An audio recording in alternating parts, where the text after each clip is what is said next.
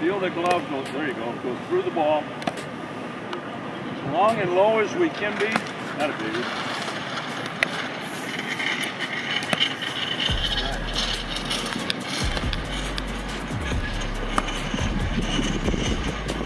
Good, there it is. Everything happens when you get full. All right, couple backhands again. Good. Good. Eyes to the ball. Glove will follow. Away. I just want to talk to you a little bit about that tough play that comes from the catcher or pitcher or third baseman that might end up running into the runner here. So what we're doing is we're going to be on the base, and I asked Don Mattingly this in the spring if he could help out. This is what he said he eventually did. He would take it thinking bad throw. So he's really thinking left and right here. But as this runner starts closing in on him, he would always give a little deke, like the ball's coming inside. A lot of times that guy would clear, and it'd give him more space now to move his feet and still catch the ball on the base. If not, now when we come off this base to get this ball, and again, this is just everybody, we're going to get on one leg here. Once we've made the commitment to clear ourselves from the bag and still catch and tag, we're going to catch and tag and let them spin us. All right? So in this play right here, if we have time and we think that he's just throwing the ball, it's going to leak into the runner, we're going to give a little jab step like this. If everything's happening and we have time, you can leave this foot on, reach out, all right? But once you decide to leave the base, because no matter where that throw's coming from and it's up the line, we're going to clear, catch, and spin, all right? The key to this is not having both feet on the ground when you catch it, try and tag, all right? Let that guy take your arm and spin. Okay, let's just do a couple right now, just stretching up the line right here. Making sure your footwork, once you come off on this. You want to stretch it like this way, like opposite? You go either way. If your feet are there, if you're there watching this, thinking. A lot of times if it's a good swing, I mean, it also depends on the throw, but if I have time, I usually stay here. If it's not going to be a bang-bang play? Yeah, if it's not going to be a bang-bang play, I'll be like here. Your normal footwork that you receive a throw from anywhere else on the field can be utilized in this play. Yeah. I mean, it also depends on the angle of where it's coming from. If it's kind of more up the line or... But if you see a throw that's going to be catchable as you staying on the base, I would suggest shift your feet and stretch like you normally do. Yeah. But I'm looking for you even with the pitcher out here. Yeah, because I always just come... I mean, it also, like I said, it also depends on how close to the runner the throw's going to be, you know, like coming. Well, if he's way out, you can stay like that. Yeah. But on these bang-bang plays now with replay that you're going to end up dealing with, the extension that you get on a normal stretch and reach with your glove is going to make a big difference in safer route. Oh, no. Right. Now, if you know the runner's not here and you've tracked this ball well and you have enough movement left or right to catch this ball, you can stay on the base with your left foot, both of you being right-handed fielders. I mean, left-handed, you know, you're right-handed, so you can use that. You can use your right leg or your left leg. But I'm just saying it's good not to take that for granted and let this guy outrun the play because we didn't get in a stretch position to catch this ball that's inside the line. So every time that we get a ball thrown to us, we're in an athletic position taking our eyes to the ball. And now as soon as that happens, it could be a shift and step up. You sell that and maybe you walk off the base. You see a lot of guys here, and they'll make that play, they're already on, but now it almost leads to the same footwork to come off, tag, and spin. All right? The hard thing is, when you got a really fast runner, it's going to be a close play, and you don't stretch and he's safe. So I'd rather see you try and stretch as much as you can, unless you got a lot of space here.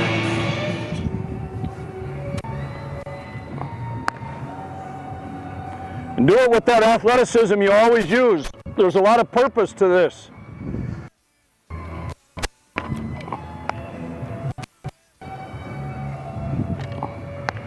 There you go. Well, that might still be a catch if you have time. You catch and get out of there. So you just spin, all right? Heads up, Gravesy. I don't want to hit you. That might be a little too much.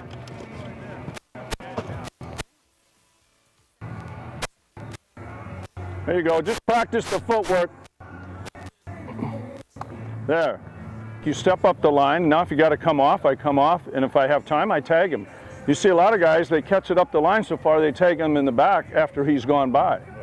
All right, so that's footwork, catch, tag. So it does come, there's a lot of athleticism in that play because you're reading the ball, you're leaving the base, you're going to catch the ball, now you're going to tag sometimes behind you. So it's really a feeling for knowing where you're at and what you need to do. The other thing we always talk about, knowing the difference between this play as a first baseman when there's a guy on second, right? When there's a guy on second base, we have to know when to come off the base and secure the ball or block it on a really ugly hop that might mean if it gets by us, that run scores. The biggest reason we all play defense is to prevent runs and then prevent 90 feet. So helping your defenders out there, your shortstop, second base, and third baseman, know that they have the freedom to throw over here and you're going to make a good decision, right? There's a time to try and pick a ball and get an out and maybe end the inning or even win the game. But there's also a time where we might be up by 2. We don't want that guy to score, right? We're still up by 2 with a chance for a double play. So coming off the base, sometimes it's hard to do for us, but it's still because of the situation we need to do it. Okay, this is going to be the shuffle across. You're right here and the ball takes you across. I'm just going to switch my feet right here the best I can. I'm going to catch and I'm going to walk off the base, okay? So almost like you're changing sides right here. You're going to cut in front of the runner and catch the ball on this side, but continue off that base after you caught it. Your momentum will take you anyway most often. See if I can give you enough space to do this.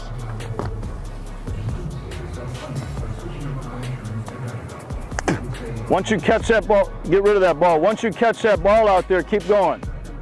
Okay? There you go.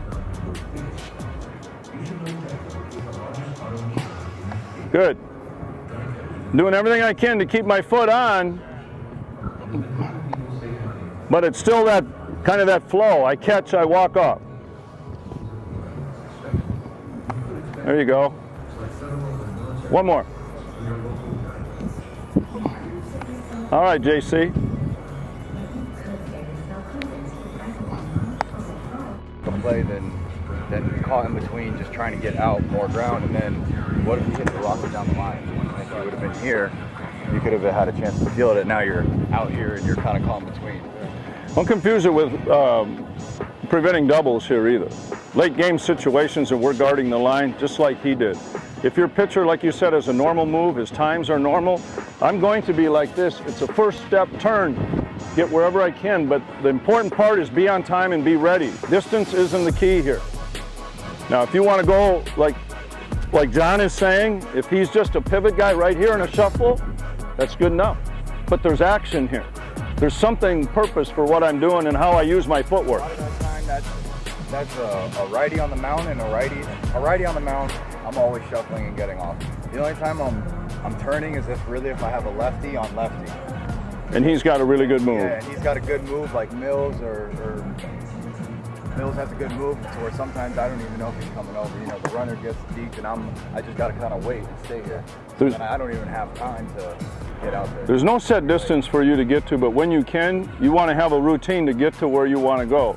Most guys are going to go left, right, shuffle if they have time. Some guys will just go left and then set into that short shuffle. But the idea is have a way that you're going to do it that's comfortable to you, because the most important thing here is to be on time and ready when the ball crosses the plate. So if you're still trying to work out there to get distance and we're not ready to react left and right, then we kind of defeated what we're doing. Then the fundamental got in the way. At the end of the day, you know what I mean, there's only so much you can get out, you know, like at the end of the day, if the ball hits too far that way, it's hit too far that way. I'd rather a ball go to my right really hard than a ball get like by me down the line because I'm trying to shuffle out and get too much. We're coming out like this. Everything's low. Everything is absorbed in our legs. We're not losing ground by jumping up to the sky. It's not hops. It's almost like glide across. And now you'll be closer to when he is ready to make contact. You're going to get your feet on the ground and be ready to move left or right. If I see more guys come off up and down, or they don't get off, they get off late. All good.